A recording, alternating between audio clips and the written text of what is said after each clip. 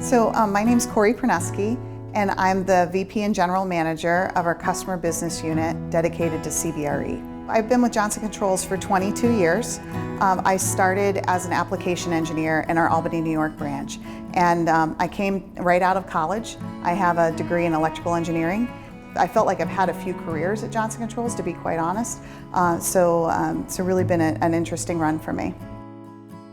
So my oldest daughter is 13 years old, and when she was born, I had just moved here to Milwaukee. I actually found out I was pregnant about 3 months after I moved here. So I had just taken on a new job, really exciting time for me, an opportunity to do a lot of global travel, to really start to advance my career pretty significantly. I had no family here. I had no friends, really, just a few people from work, and I just found myself really struggling with what I was going to do. I was afraid of daycare. I was afraid of having a nanny in my house. I was afraid of all these things, just like many mothers are.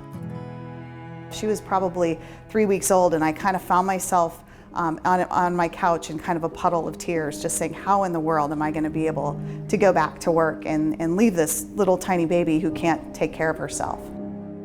We decided that we'd look at going part-time. And it was interesting because at the time Johnson Controls really didn't have a policy around part-time work. My husband at the time, he worked for a company that did, and so I kind of used that as a model and went to my boss and proposed an opportunity for me to do my current job part-time. That was rejected. The job that I had was not something that could be done part-time. They determined that it just wouldn't work. But I did have some other folks that worked with me in that organization who thought that there was some things that needed to get done and they could really use my expertise, but it wasn't going to be in that same role. I literally took a demotion, cut down my salary, and went part-time. I only worked 20 hours a week.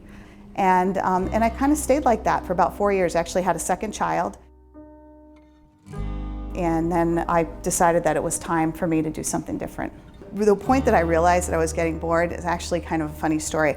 I got involved in one of these home party, multi-level marketing things. All the women will know exactly what I'm talking about. And I said, gosh, if I would just apply myself at work, I could make a lot more money. I could do a lot better than I'm doing right now, selling whisks and pans. So I decided that I needed to tell somebody that I wanted to come back full time.